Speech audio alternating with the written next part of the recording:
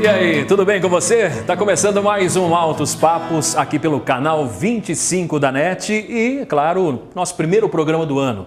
Você está assistindo aí, tem alguns programas já passando aí no canal 25 da NET, algumas reprises, mas nós gravamos no ano passado. Então esse é o primeiro programa do ano. Feliz Ano Novo para todo mundo. E você deve estar estranhando aí a barba, são resquícios das férias. Logo, logo ela vai embora, tá bom? Estou recebendo hoje convidados muito especiais. Estou recebendo o jornalista e escritor Sandro Vaia. Sandro, obrigado por aceitar o nosso convite. Obrigado, Robson. E estou recebendo também Rudy, meu amigo de longa data, né? Rudy, obrigado por aceitar o nosso convite. Obrigado a você, Robson. Tá certo. E você sabe que no início do nosso programa a gente traz sempre uma mensagem. A mensagem que eu escolhi para você hoje é essa daqui. Um casal acabou de se casar e mudou para uma casa. E lá tinha uma vizinha com o seu marido. Todos os dias essa vizinha ficava bisbilhotando o que estava acontecendo na casa desse casal, esse jovem casal, né? E o marido chegava do trabalho, ela sempre comentava. Sempre comentava. Olha só, moça nova, acabou de casar, não sabe nem lavar roupa ainda. Olha lá, dá uma olhadinha nas camisas brancas, todas amareladas. Os lençóis brancos, todos amarelados. Não é possível isso todos os dias, esse mesmo comentário. Até que um dia, ela foi para a cozinha, a hora que ela olhou na casa desse jovem casal, as camisas branquinhas, os lençóis branquíssimos. Ela não acreditou, chamou o marido e falou assim, vem cá amor, vem ver, olha lá. Ela aprendeu a lavar a camisa, ela aprendeu a lavar o lençol. Tá tudo branquinho, dá uma olhadinha. E o marido olhou para ela e falou assim, não foi ela que aprendeu a lavar camisas, não foi ela que aprendeu a lavar os lençóis. Fui eu que limpei a janela que estava suja. Pois é, essa mensagem para nós iniciarmos é para muitas pessoas que acabam cuidando tanto da vida das outras pessoas e acabam se preocupando pouco com a própria vida. Preocupe-se com a sua vida, né? Depois você pode até se preocupar com a vida dos outros, mas primeiro com a sua. É assim que a gente inicia o nosso programa de hoje. Eu vou para um rápido intervalo comercial. Já já eu estou de volta, não saia daí.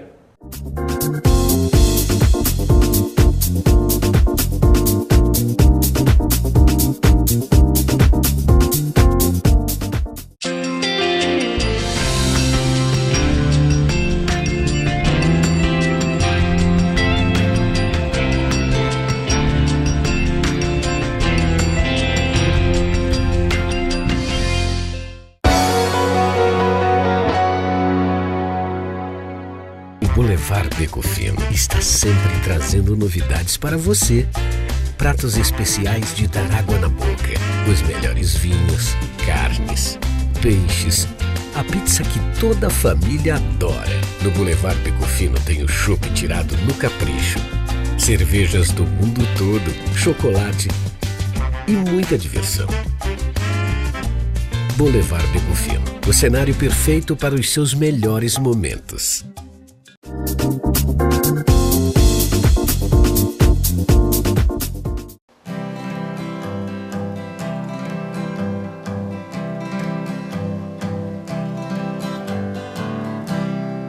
E aí, ao som de Rudy, né, do violão do Rudy, a gente está de volta aqui. E eu sempre costumo dizer, as pessoas que assistem ao nosso programa acabam perguntando como é que faz para adquirir essas lições de vida, essas mensagens que eu coloco aqui no início do nosso programa. É muito simples, muito fácil, basta você procurar o livro nas 4 entidades que eu doei. Tem na Amarati, na BenTV, na APAI de Jundiaí e na Casa Transitória de Várzea Paulista, tá certo? É o livro Lições de Vida, que você pode procurar em uma dessas entidades. Toda a renda será revertida para essas entidades. Então, se você comprar em uma dessas entidades, o dinheiro fica totalmente para ela, tá bom? Ajude e colabore. Vamos começar o nosso bate-papo, então, nesse dia chuvoso. Tem um temporal caindo aqui na nossa gravação e espero que seja chuva também de perguntas boas aqui. Sandro Vaia, muito obrigado mais uma vez por aceitar o nosso convite para esse bate-papo, Altos Papos aqui no canal 25. Obrigado, Will. Vamos conhecer um pouquinho do Sandro Vaia, jornalista e escritor, mas primeiro vamos falar um pouquinho da infância. O Sandro Vaia nasceu aonde? Veio para cá ou nasceu em Jundiaí? Não, eu nasci na Itália, em Mantova, na Itália.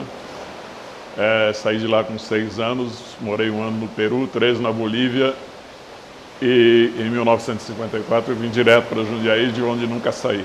Quer dizer, só saí para trabalhar.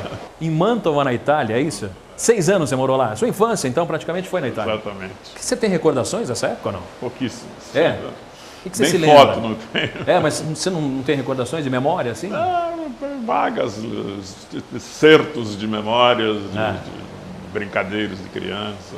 E por que você mudou tanto assim? Seu pai trabalhava Meu pai, ele foi para o Peru porque ele tinha comprado uma frota de caminhões e resolveu fazer a América, né? Que era, depois da guerra na Europa era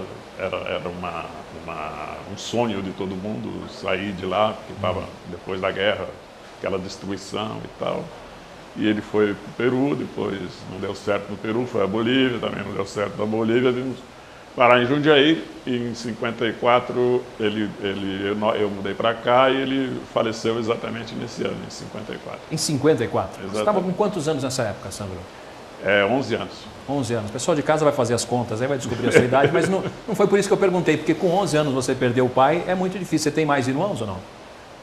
Um irmão já falecido, faleceu com 75 anos, há 6 ou 7 anos. E tem uma irmã que está viva ainda. Eu sou o caçula da família. Caçulinha. Caçulinha. Então, joia, eu falei que é jornalista e escritor. Vamos falar um pouquinho da vida de jornalista. Como é que começou o Sandro Vaia jornalista? Olha, eu comecei aqui no antigo Diário de Jundiaí, que era um jornal de uma pessoa que chamava Paulo Marques, que era de Mogi das Cruzes, mas ele abriu um jornal em Jundiaí. E eu trabalhava na época no Banco Moreira Salles. Depois de 1964, o banco demitiu pessoas que tinham feito greve na época anterior à Revolução. Eu fui demitido e eu fui indicado, era amigo do Antônio Galdino, que era então presidente do Sindicato dos Têxteis de Jundiaí, depois foi vereador, depois foi presidente da Associação dos Aposentados de Jundiaí, hoje vive em Campinas. Ele me falou, por que você não faz uma coluna diária no Diário de Jundiaí? Eu falo com o Paulo Marques, que é o dono, e sobre o movimento sindical de Jundiaí e tal. E eu topei e tal, e comecei a brincar como colunista. Mas até então você não tinha nenhum contato com jornalismo? Não, só tinha a vontade de ser. Eu lembro que eu aprendi a ler um jornal peruano, quando eu tinha 5 anos, 4 anos, no Peru, aliás, 6 anos. Aprendi a ler no jornal El Comércio, que existe até hoje no Peru. E meu pai levava o jornal todo dia em casa, eu aprendi a ler através do jornal e tal. Eu sabia que eu gostava de jornal e tal, e o Diário de Jundiaí me proporcionou essa oportunidade. Daí passei de colunista a crítico de cinema a redator-chefe e único, né, porque era o dono e eu, e repórter único também e tal. E até você era o redator-chefe de você mesmo, que era você que escrevia e você... Isso, eu obedecia as minhas ordens. E era bem obediente? Bastante. E daí para São Paulo, porque você foi diretor de grandes jornais em São Paulo, né? Um dia eu tive um desentendimento com o Paulo Marques e pedi demissão e tal, e eu fiquei sabendo que o Grupo Estado ia lançar um jornal vespertino, não sabia nem o nome ainda. E aí eu olhei o expediente do Estadão e escrevi uma carta para o redator-chefe do Estadão pedindo emprego. E eu não sabia que não tinha nada a ver o Jornal da Tarde com o Estado, era outra redação e tal, mas enfim, a carta chegou na mão dessa pessoa, que chamava Marcelino Ritter, que era diretor de redação do Estadão. Ele leu, deve ter gostado, imagino, nem lembro o que eu escrevi na carta, e passou para mim no carta, que estava montando o Jornal da Tarde. O Mino Carta leu a carta e passou para o editor de geral, falou, olha, esse cara deve ser legal, chama ele e tal, eu converso com ele. Aí eu fui lá e tal, me apresentei, e aí começaram a mandar fazer matéria já de cara e tal, e lá fiquei. Eu cheguei no jornal 10 dias antes dele ir à banca. Ele era o número 0 ainda, nem existia. Então a gente vai falar disso daqui a pouquinho, segura um pouquinho, aí não conta tudo agora não, Sandro, porque a gente tem uma hora de programa, tem bastante coisa para a gente conversar ainda, mas eu estou recebendo também meu amigo Rudy, de longa data, né? O Rudy, um músico muito conhecido em Jundiaí, né? Conhecido como o Elvis Presley jundiaense. Rudy, mais uma vez, obrigado por aceitar o nosso convite, viu? Obrigado a você, Elvis. Vamos conhecer um pouquinho do Rudy. Rudy é jundiaense ou nasceu na Itália também? Nasci em Jundiaí, Jundiaí da Gema, mas tenho meu passaporte italiano, porque meu avô, o pai do meu pai, Gragnani, né, veio da Itália e eu pude fazer esse resgate, voltando à Itália e tirando minha cidadania lá. É verdade, não tem um que não conhece o pai do Rudy. Quando fala Gragnani, todo mundo lembra do Mário, não lembra do Rudy, lembra do Mário Gragnani, né? Um abraço, deve estar assistindo aí a gente. Com certeza. Conta um pouquinho da sua infância, onde foi a sua infância, você nasceu em que bairro, tem mais irmãos? Tem, eu sou o caçula também, Sandro. E o caçula é sempre bom, né? Sempre mais sempre mimado, bom, né? A mãe sempre gosta mais. Com certeza tem um carinho maior, né? Geralmente é o mais caprichado também, né? Com Já certeza. sabe fazer, né? Já sabe a fazer. raspa do tacho, né? Então, tenho sim, tenho a Cláudia, o Marcelo, que é o seu xará, e tenho também a Adriana, uma irmã maravilhosa, todos eles maravilhosos, pai e mãe maravilhosos também. E eu sou da Vila Ares. Meu pai é da Vila Escavone e minha mãe da Vila Ares. Então, nós nascemos ali nos bairros da Vila Ares, né? E a música eu comecei cedo. Comecei com 6 anos quando o Elvis Presley, você citou aí, o Elvis Presley jundiaense, né? E não é por menos, porque eu amo demais realmente Elvis Presley. E quando ele morreu, eu tinha 6 anos. Eu ia te perguntar isso, ele morreu no dia 16 de agosto de 1977. Como é que uma criança com 6 anos consegue discernir que Elvis Presley era aquele ídolo todo? Eu vou contar uma história rápida, eu gosto de contar as historinhas aqui, só para a gente ilustrar aqui. Quando morreu o Elvis Presley, ele também era garoto, eu perguntei para minha mãe, agora o rei do rock é o Roberto Carlos? Só para você ter uma ideia da ignorância minha, né? Quer dizer, não tinha noção nenhuma, né? Como é que você já gostava de Elvis Presley? Como é que era isso? Então, na verdade, eu não gostava, e nem por influência do meu pai, que viveu a época do Elvis, né? Contemporâneo do Elvis. Meu pai gostava de música, gosta de música mexicana na época. E quando o Elvis surgiu, ele era apenas um cantor que rebolava nos Estados Unidos, cantava rock. E pouca gente no Brasil tinha acesso aos discos e à imagem do Elvis, né? Depois de alguns anos que o Elvis acabou chegando no mundo todo. E quando ele morreu, foi uma comoção mundial mesmo, assim, acho que todo mundo sentiu, ou todo mundo tem uma história para contar onde estava quando ouviu a notícia, Elvis Presley. Igual a minha agora, né? E aí o que acontece? Eu, criança, via minha irmã chorar, a Adriana, chorar, ela tinha 11 anos. Eu falei, mas quem que é esse cara que está fazendo a minha irmã chorar, né? Quem que é, né? Quando eu ouvi a imagem dele na televisão, assim, nos filmes de sessão da tarde, que passava muito, eu falei, puxa vida, tem uma pessoa de talento aí, né? Tem carisma, tem algo especial aí. E aí passei a comprar todos os discos, e aí ele trouxe a música, porque eu aprendi a tocar violão, comecei a cantar também, em festinhas de escola, e aniversários, né? E aí passei a me dedicar à música através do próprio Elvis Presley. Faz um pedacinho da primeira música do Elvis Presley que você Primeira música dele foi um country, era um blues que ele fez em ritmo de country. Não, a primeira que você tirou, né? Não. Vamos lá. Pode ser a primeira música do Elvis também, né? Well, that's alright, mama. That's alright, you. That's alright, mama. Just any way you do, that's alright. That's alright. That's alright, mama. Any way you do. Depois tem outra, né? Always one for the money, two for the Joe, three to get it out. Go can't go, but don't you stab on my blue sweat shoes. You can do anything but hug my blue sweat shoes. Você imagina, eu com 6 anos vendo aquele cara dançando, cantando, isso é fenomenal, né? Muito bom. E você teve um contato com o Elvis próximo, que você foi até Memphis, você viajou para lá. Conta um pouquinho dessa história para o pessoal que está em casa. Esse foi uma viagem da minha vida mesmo, do sonho, né?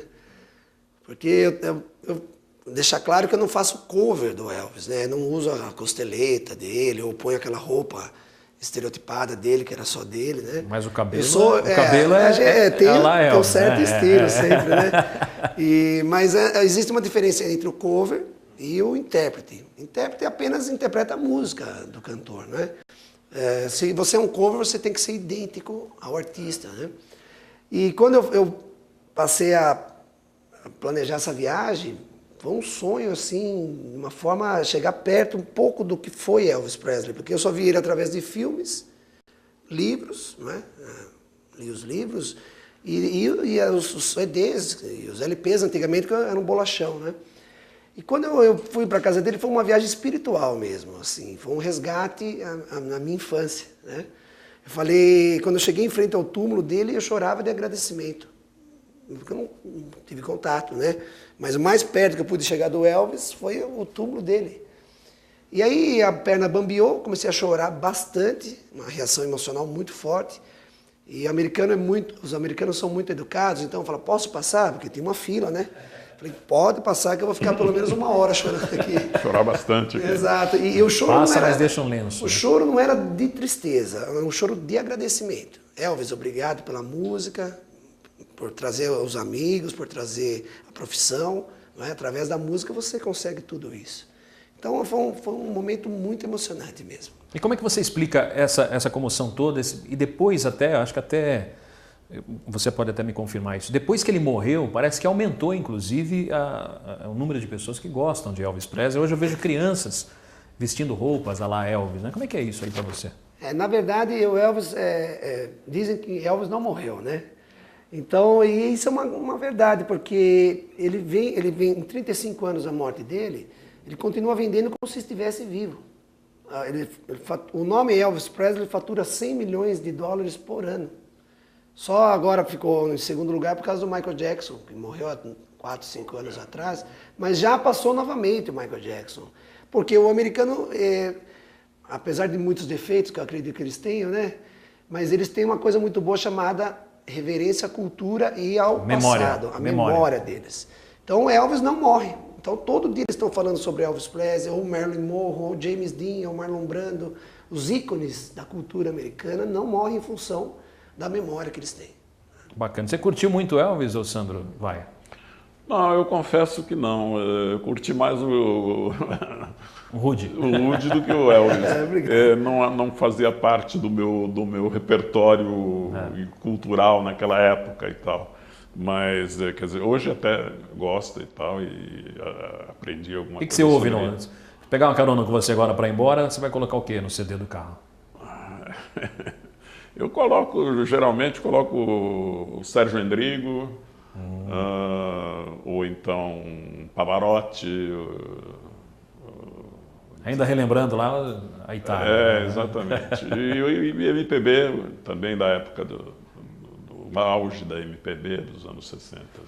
Bacana. Bom, estou recebendo aqui Sandro Vaia. A gente vai conversar bastante ainda depois dessa transição de Jundiaí, do Jornal de Jundiaí, lá para São Paulo. Vamos falar um pouquinho dessa carreira, mas vamos falar um pouquinho da carreira de escritor também. Sandro Vaia é escritor, trouxe até alguns livros para a gente comentar, mas eu queria que o Rude escolhesse uma música para encerrar esse bloco aqui. O que você pode encerrar? Uma do Elvis, pode que não seja a minha preferida, você sabe qual é, então nós vamos encerrar com a minha preferida. Claro. O que você pode...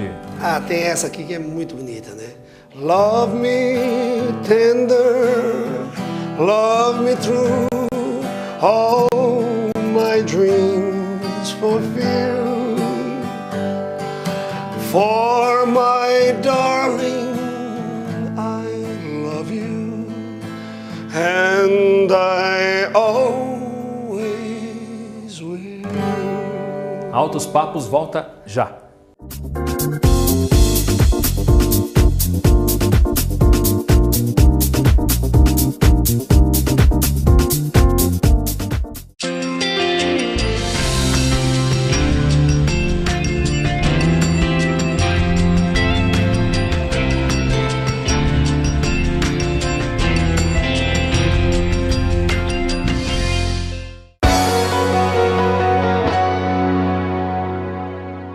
Boulevard Beco Fino está sempre trazendo novidades para você. Pratos especiais de dar água na boca, os melhores vinhos, carnes, peixes, a pizza que toda a família adora. No Boulevard Beco Fino tem o chopp tirado no capricho, cervejas do mundo todo, chocolate e muita diversão. Boulevard Beco Fino, o cenário perfeito para os seus melhores momentos.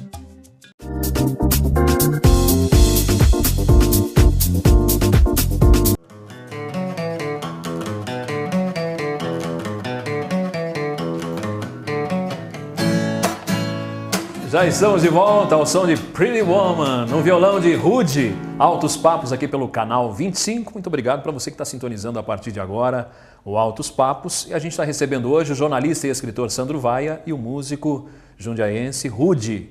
Sandro, a gente parou, né, o nosso bate-papo aqui no primeiro bloco na sua carreira em São Paulo. Então você foi para São Paulo, você iniciou uma semana antes de estrear, 10 dias antes, né, de estrear o Jornal da Tarde. Quer dizer, você pegou desde o comecinho. Mas era uma época muito, muito ruim para jornalismo, né? Era a época da ditadura, né? Exatamente. Como é que é isso aí? Conta um pouquinho para o pessoal que está assistindo e nem tem ideia do que é isso. A gente viveu a época mais negra, né, da ditadura, e eu lembro que, por determinação do jornal, quando foi instaurada a censura em 68, né? O jornal saiu em 65, mas em 68, depois do AI-5, dezembro de 68, o governo resolveu instituir censura. Quer dizer, já existia uma censura velada, que era não oficial, mas havia uma restrição. Depois do ato institucional, o número 5, aí virou...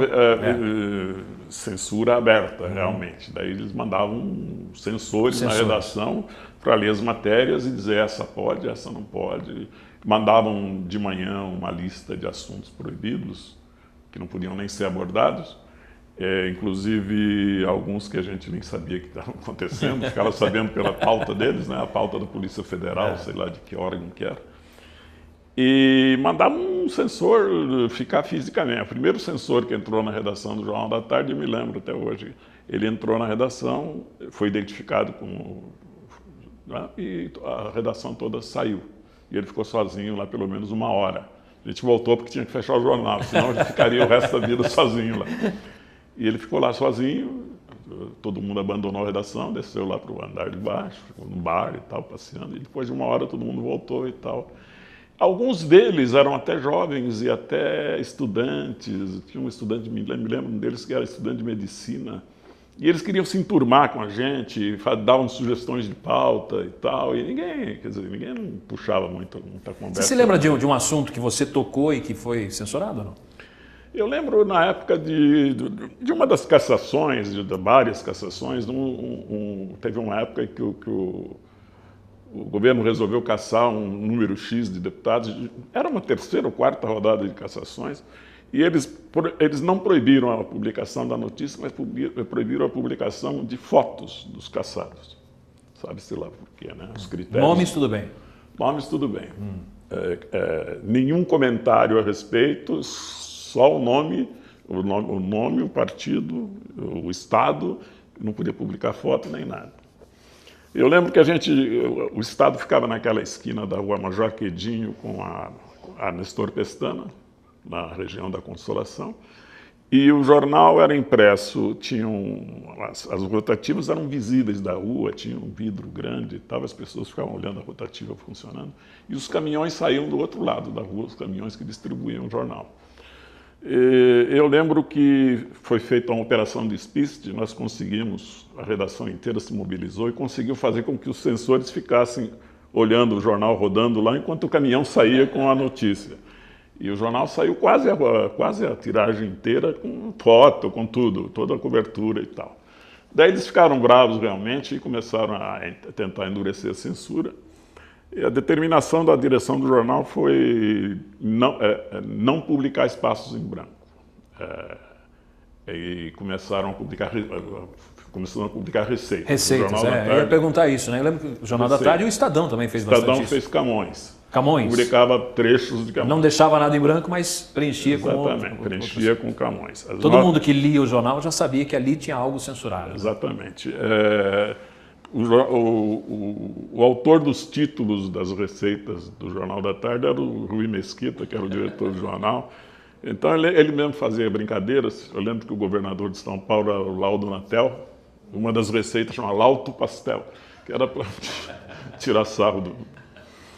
E o jornal saía assim. Agora, tinha gente que telefonava, umas senhoras velhas e tal, dizendo que a receita não tinha dado certo, reclamando que não tinha sacado qual era o motivo da receita. Porque a receita não saía inteira, saía um pedaço que não, e cabia lá. A intenção não era nem dar a receita, não, a intenção era mostrar preencher que ali... o buraco. Exatamente. Daí, às vezes, preenchia o buraco antes de terminar a receita. E aí não dava certo. Não ia para o forno, né? Ficou cru, não sei o que aconteceu. Mas, e depois houve essa resistência, levou... A Polícia Federal chamou o diretor do jornal. Eu lembro que o Júlio Mesquita Neto, que era diretor do Estado, foi chamado a depor na Polícia Federal, porque estava burlando a censura, não sei o quê, e o chefe da Polícia Federal perguntou: o senhor é o diretor do jornal? Ele falou: não, senhor, o diretor do jornal é Alfredo Buzaide, ministro da Justiça. Ele que determina o que sai. Vamos falar um pouquinho de furos, né? Você, como diretor de jornal, já deve ter dado muitos furos, né? Para quem está aí assistindo e não tem ideia do que é furo, primeiro explica o que é furo jornalístico e depois fala de alguns furos que você se recorda. Furo é a notícia inédita, em primeira mão, que nenhum outro órgão de imprensa tenha publicado e tal.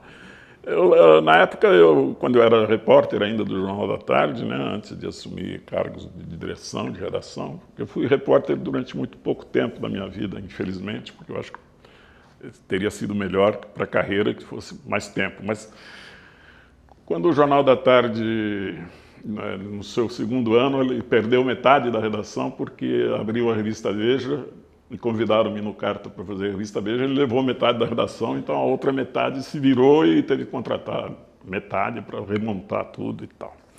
Mas uma das grandes matérias que eu lembro ter feito na época foi teve uma época em que o Brasil estendeu o mar territorial para 200 milhas, não sei se você lembra disso. Então, eu não me lembro, mas eu imaginava que sempre foi 200 milhas. Não, teve uma época que foi estendido para 200 milhas, e aí chegou a notícia de que havia barcos russos na costa do Rio Grande, na cidade de perto do porto de Rio Grande, pescando nas águas territoriais brasileiras, novas águas territoriais brasileiras. Então nós fomos a Rio Grande, eu e um fotógrafo, isso estava lá na costa, mas na costa não dá para você ver nada. A gente alugou um avião, um piloto mais maluco do que a gente, porque ele não estava autorizado a entrar tantas léguas dentro do mar, mas ele gostou tanto da aventura que ele topou ir e tal, e a gente saiu mar adentro procurando navios russos. E achamos. E achamos, e eram visivelmente, porque tinha uma foice e martelo desse tamanho na chaminé. Então não havia nenhuma dúvida de que eram navios russos.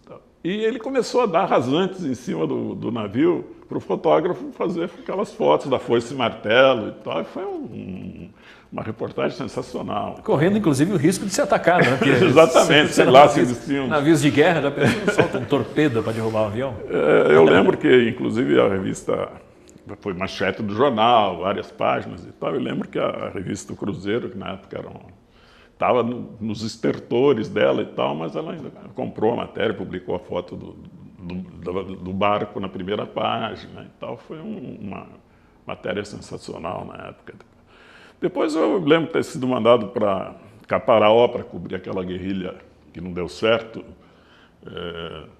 Dizem que era uma turma dirigida pelos grupos dos 11 de Brizola e tal, e ficamos lá, entramos na Serra de Caparaó e tentamos localizar algum guerrilheiro, mas o exército já tinha desarticulado a guerrilha e não teve maiores consequências e tal. O que você atribui? Você disse que ficou pouco tempo como repórter, né? O que você atribui? Sair de repórter e já assumir a direção do jornal tão grande? Exatamente pelo que te falei, né? No Jornal da Tarde eu não assumi a direção, eu assumi do Estadão mais tarde. No Jornal da Tarde, como a metade da redação foi embora, quem estava nos postos acabou sendo promovido com alguma urgência, porque metade da redação tinha ido para a Veja. Então quem ficou e quem tinha algum talento e tal, acabou assumindo postos de chefia. Eu passei a subeditor, depois editor. Eu fui editor no Jornal da Tarde, todas as editorias, com exceção do Internacional. Todas, esporte, política, economia, variedades, tudo. E fiquei lá 18 anos no Jornal da Tarde. Depois eu saí para montar uma revista com um grupo de pessoas do Jornal da Tarde, uma revista chamada Final, que era de um empresário cubano meio maluco, durou só 4 anos. Talvez pelo nome, né? Final? Já? Afinal. Afinal. Pensei que era final. A revista tinha toda pretensiosa, ela fazia 7 capas por semana, uma para cada região e tal. E o cara investiu um monte de dinheiro e sem fazer nenhum estudo de mercado, embora ele tivesse uma agência de publicidade. Ele achou que ele ia lançar uma revista e ia ser um sucesso do dia para a noite. A Veja demorou 30 anos para sair do prejuízo. Ele achou que a revista dele, em um ano, ia estar dando dinheiro. Daí nós ficamos 4 anos nessa revista e fechou. Faliu, né? E eu voltei para o Grupo Estado, já então na Agência Estado, aí, na direção de redação da Agência Estado. Aí nós fizemos uma revolução na Agência Estado, que foi introduzir a informação eletrônica, introduzir a internet, informação econômica em tempo real, através de computador e tal. E a agência era um grupinho de 15 pessoas que vendia matéria para os jornais do interior, vendia sobras do Estadão para os jornais do interior, quase de graça, não ganhava dinheiro nenhum. E com essa remontagem da agência, que, quando eu entrei lá, faturava 400 mil por ano, passou a faturar 100 milhões por ano e tal. Ela cresceu, 400 mil para 100 milhões? 100 milhões e serviços de eletrônica, introduziu a internet no Grupo Estado e tal. E fiquei lá na agência, dirigindo a redação da agência, até 2000, quando houve o caso do Pimenta Neves, que matou a moça e tal, e eu fui convidado... Matou a ex-namorada Sandra, né? Sandra Gomide. É. E eu fui convidado para assumir o lugar dele, provisoriamente, antes dele cometer o crime. No dia que ele cometeu o crime, eu tinha sido avisado que eu ia substituí-lo no dia seguinte, porque iam pedir para ele sair de licença. Isso antes dele cometer o crime. Enquanto eu estava esperando... Mas ele já estava dando pinta que ele cometeu alguma loucura, exatamente. Foi claramente, ele estava destemperado, a direção do jornal chegou à conclusão que era melhor afastá-lo, pediu para ele fazer um tratamento de saúde mental, sei lá, não sei o quê. E me convidaram para assumir interinamente. Mas aí, quando ele cometeu o crime na véspera de que eu ia assumir o lugar dele, acabei entrando e ficando durante 6 anos lá, fiz modificações no jornal. Era para ser interino, acabou? Acabei ficando titular durante 6 anos. No Brasil acontece muito isso, o provisório acaba virando permanente, né? É verdade. O imposto principalmente, né? A gente vai falar sobre isso, Vamos colocar um pouquinho de música nessa próxima, porque eu não sabia disso. Para mim, eu fiquei surpreso aqui que você tinha assumido o lugar do Pimenta Neves no Estadão, ou na Agência Estado, mas a gente vai falar um pouquinho mais sobre isso. Mas eu queria terminar esse bloco aqui com música do Rudy. Rudy, antes, uma pergunta só, que você me responda rápido. Como é que foi isso, quando você falou assim, eu vou começar a cantar músicas só do Elvis? Ou você começou tocando outras músicas? Não. O primeiro show tinha outras músicas? Foi o principal artista que eu me guiei, né? Sinceramente, ele é o carro-chefe da minha carreira, assim. Eu gosto demais de interpretar Elvis Presley. Mas não, teve Beatles, Raul Seixas, Creedence. E aí eu fui ampliando também. Hoje, na informalidade, por exemplo, numa mesa de bar ou numa festa em família, eu gosto de cantar samba. Eu canto samba, inclusive Elvis em samba. Por exemplo, a mesma música que eu encerrei o bloco passado em samba. Ficou interessante, ó. Vamos ver se o pessoal que é fã do Elvis vai gostar. Love me tender, love me long, take me to your heart. For it's then that I belong and will never part. Love me tender, love me true, all my dreams fulfill. For my darling, I love you, and I always will. É isso, é Elvis em samba. Altos Papos volta já.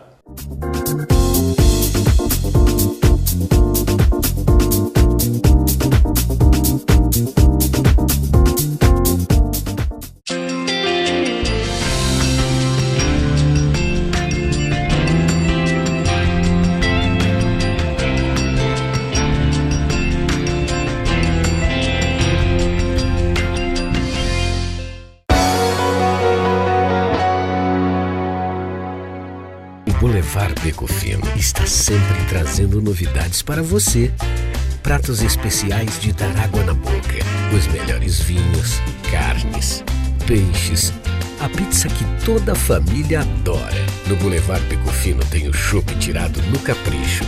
Cervejas do mundo todo, chocolate e muita diversão. Boulevard Beco Fino, o cenário perfeito para os seus melhores momentos.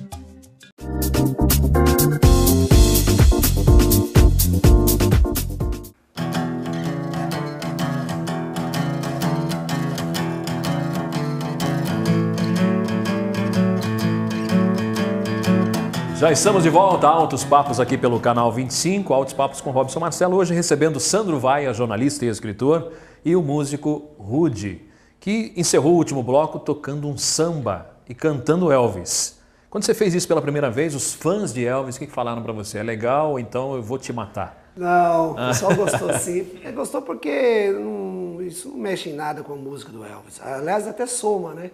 Você deve ver por aí que o Elvis é universal. Mesmo num outro ritmo, ou numa outra letra, ele também se encaixa, né? Mas você disse sobre outros artistas. Com certeza, depois que eu iniciei a carreira artística, passei a interpretar e compor também. Então eu tenho composições próprias hoje. Um show montado, que talvez depois a gente vá falar, do Clube Juventus, que tem batido recordes de público, graças a Deus. Vamos falar aqui, vamos ver se o Jaime consegue pegar aqui na minha mão. Esse primeiro CD aqui, eu me lembro dele, lancei na rádio, inclusive. Isso. Você levou lá, a gente lançou, era 10º andar, foi longe, né? A gente lançou lá, foi quase no shopping. Não, brincadeira, a gente lançou. E eu lembro que a gente falou bastante desse disco aqui, e você popularizou bastante, você colocou em bancas, se eu não me engano, em supermercados, e foi um sucesso tremendo. Como é que surgiu a ideia do disco Cantando Elvis? Então, novamente, esse já não é mais Cantando Elvis, né, Marcelo?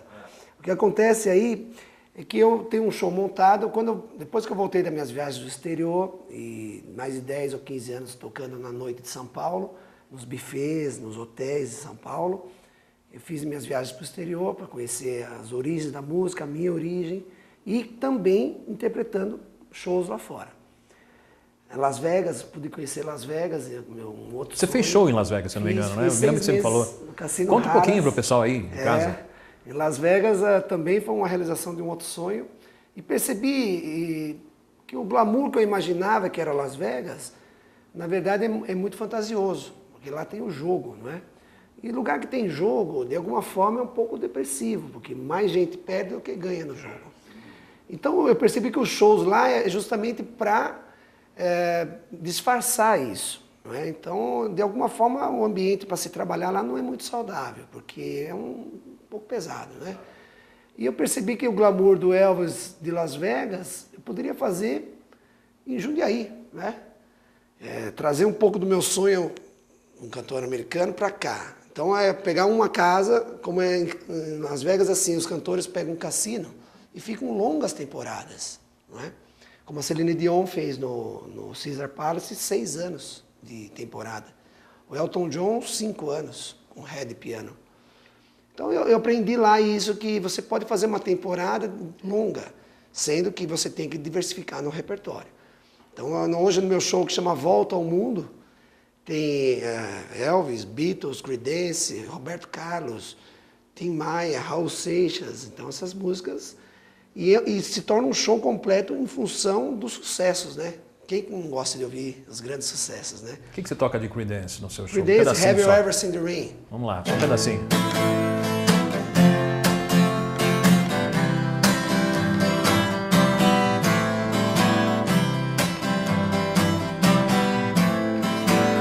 Someone told me long ago, there's a calm before the storm.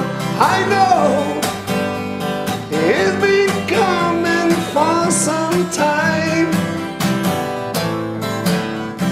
Assim por aí vai, né? Muito legal, muito legal. Vou voltar aqui com o Sandro, porque a gente encerrou o último bloco e ele contou uma história aqui que eu não conhecia. Eu conheço o Sandro faz pouco tempo, acho que uns 3 anos, acredito, né? E eu não sabia dessa história, que ele assumiu o lugar do Pimenta Neves, ex-diretor do Estado, que acabou assassinando a sua namorada, Sandra Gomide, e o Sandro assumiu o lugar dele. Como é que foi daí até o final da sua carreira no Estadão? Olha, daí eu aproveitei a oportunidade para tentar dar uma reformada, uma rejuvenescida no Estado, né? Porque a gente trazia da Agência Estado ideias de que o jornal, o papel impresso, o jornal impresso estava vivendo os seus últimos dias e que se ele não tivesse uma renovação de gráfica, uma renovação de linguagem, uma renovação de conteúdo, iria morrer mais cedo do que se imaginava. Por isso que a gente introduziu a informação eletrônica dentro da Agência Estado e a gente tentou fundir. A primeira experiência de fusão de redações foi feita, hoje todo mundo se vangloria de estar fazendo isso, o New York Times, os jornais franceses, os jornais ingleses, numa redação só para todos os meios. A gente já fez isso em 2000, antes de 2000, começou a fazer essa experiência. Com muita resistência dentro do jornal, resistência cultural, resistência da empresa, resistências, enfim, uma série de resistências. Nós fizemos o jornal ir para frente e fizemos uma renovação de linguagem e gráfica do jornal para ele sobreviver mais um tempo. Eu acho que vai sobreviver mais um tempo, embora ele mude completamente de natureza, porque vai ser uma coisa de reflexão, não vai ser mais de notícia, porque notícia é de graça hoje em dia. De graça e a todo momento, né? Não precisa esperar no outro dia. Né? Exatamente. Então, esses 6 anos que eu fiquei à frente da redação do Estado, eu tentei fazer aprofundar e acelerar um pouco essa fusão do novo mundo com o mundo antigo do jornal impresso e tal. Eu acho que me vanglorio de ter feito um trabalho nesse sentido, que eu acho que foi bastante bem sucedido. Você tem um contato muito grande com as redes sociais, com blogs, Twitter principalmente, eu te acompanho bastante no Twitter, lá, e você tem muitos que te acompanham lá. Você atribui esse seu contato mais com esse tipo de mídia, com o seu primeiro livro aí, A Ilha Roubada? Que conta a história da blogueira, né? Exatamente. Esse livro eu fiz bastante... Mostra para o pessoal de casa lá, a primeira.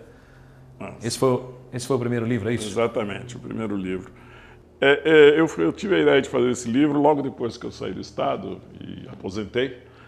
E eu lia o blog dela, Geração Y.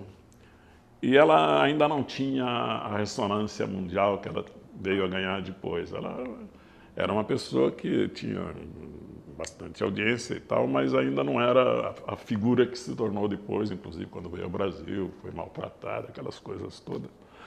Mas eu intuí naquele personagem alguma coisa diferente, porque o blog dela contava o cotidiano da vida de Cuba sem aquele ranço do dissidente político comum que está lá em Miami falando mal de Cuba, Fidel Castro, não sei o quê.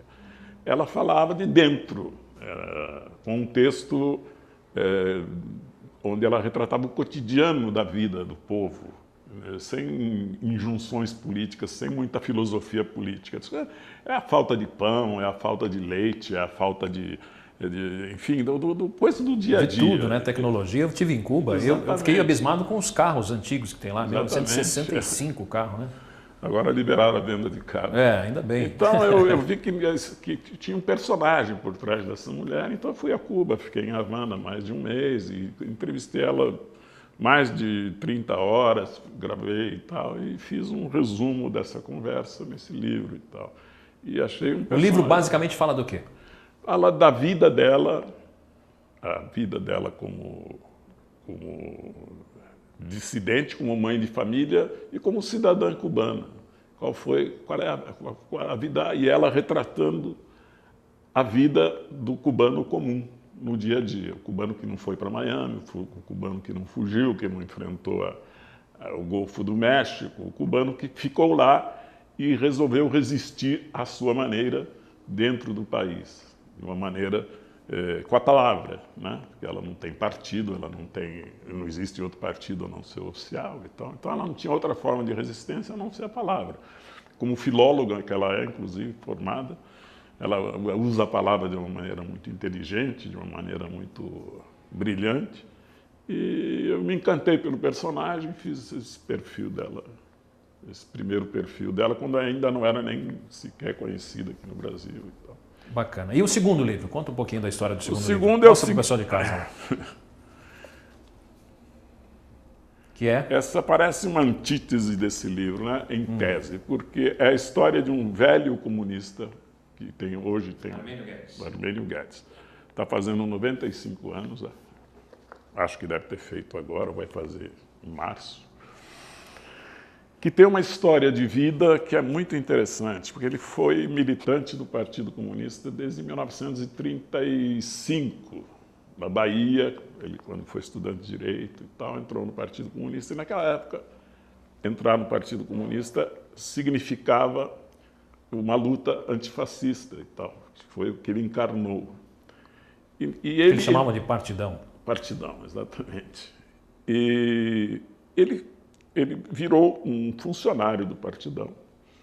Ficou 45 anos como funcionário do Partidão. Nunca deixaram que ele chegasse a um posto de alta relevância, sempre lá nos comitês, mais ou menos suplente, nunca teve um cargo de alta relevância e sempre foi ideologicamente resistente à ortodoxia do Partidão.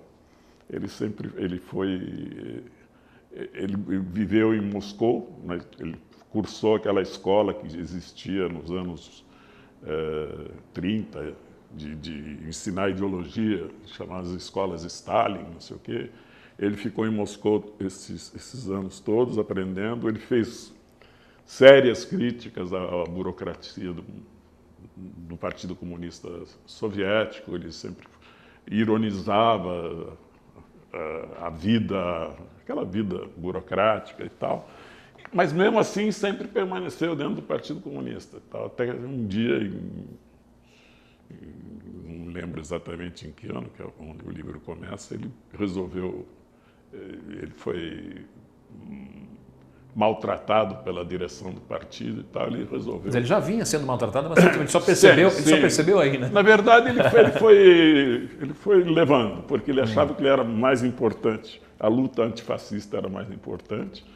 Ele achava que poderia transformar a ideia do Partido Comunista em uma luta democrática, porque ele sempre começou a defender a democracia como um valor universal mais do que o próprio regime socialista. E, enfim, se tornou um dissidente incômodo dentro do partido. E até um dia que ele se cansou e pediu a conta. Conta, porque ele era funcionário do partido. Chegou lá, pediu a conta, foi embora. E a partir daí começa o livro, é isso? Isso, o livro começa com a saída dele. Daí ele volta para trás, desde a Bahia, quando ele entrou no partido, quando entrou na Faculdade de Direito, quando convivia com Jorge Amado, aqueles intelectuais baianos e tal. E da transformação do pensamento dele, da luta dele contra, na época da ditadura, que a resistência se dividiu em luta armada e a luta pacífica. Ele sempre defendeu a luta pacífica. Ele atuou dentro do MDB, então, que era o partido de oposição. Na época que só tinha dois partidos, né? Era MDB e Arena, né? Ou então tinha a opção pela luta armada, que o Partido Comunista Brasileiro era contra. E ele foi um dos ideólogos dessa não adesão à luta armada, achava que a luta armada era um suicídio, como de fato se mostrou verdade, né? Era um suicídio enfrentar um governo militar, armado até os dentes.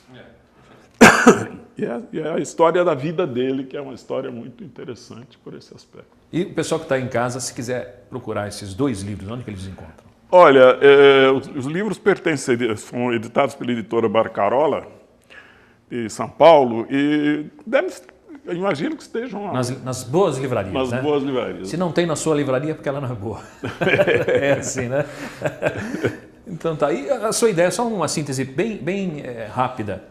Você disse que um é antítese do outro. O que você tira dos dois? Desses dois livros, o que você pode tirar? Que a única solução para a humanidade é a democracia. Por pior que seja, a democracia ainda é melhor. Sempre. Joia. Eu acho que essa também é a lição que o armênio tira, fora a lição da Ioane mesmo, que até hoje ela não tem a oportunidade de viver numa democracia. Cuba já fez agora 54 anos de ditadura.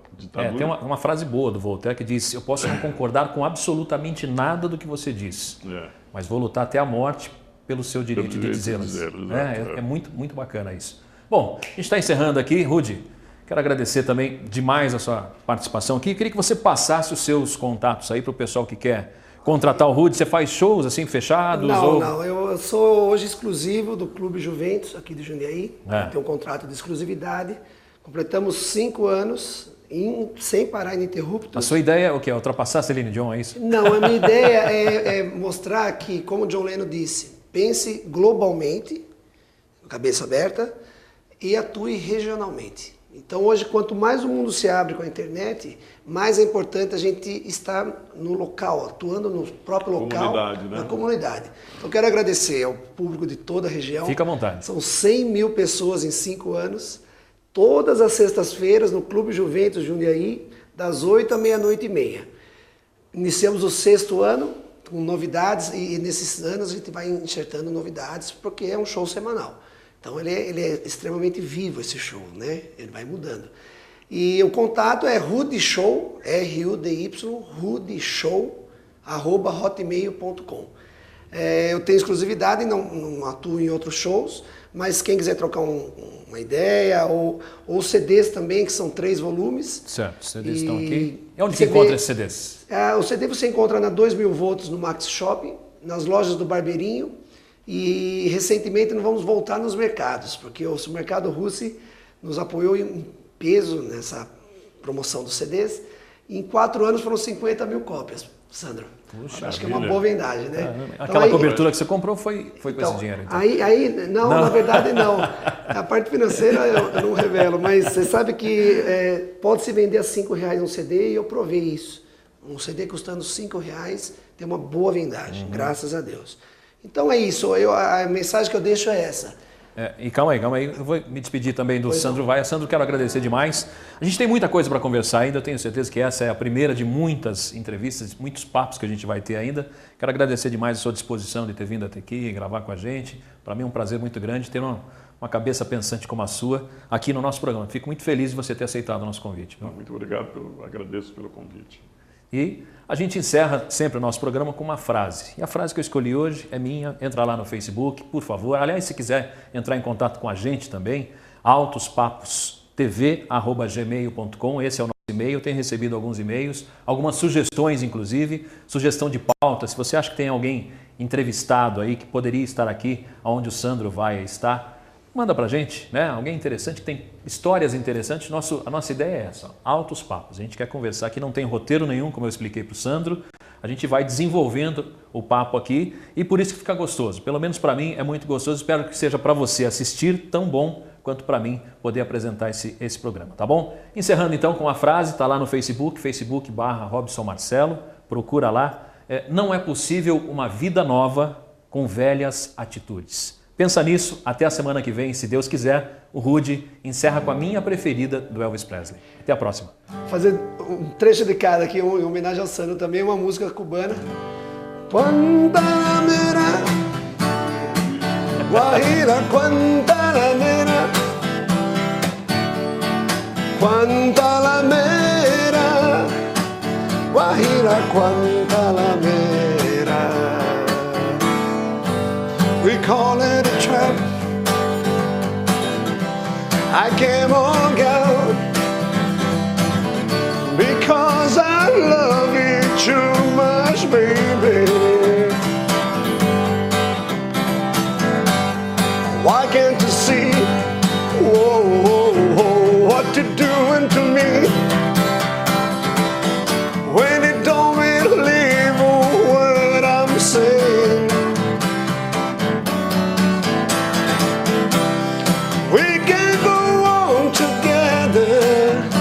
Suspicious minds.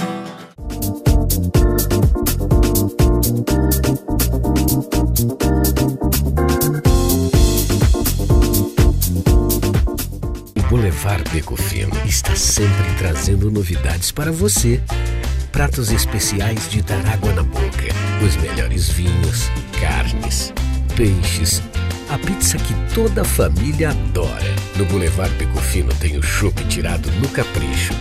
Cervejas do mundo todo, chocolate e muita diversão. Boulevard Becofino, o cenário perfeito para os seus melhores momentos.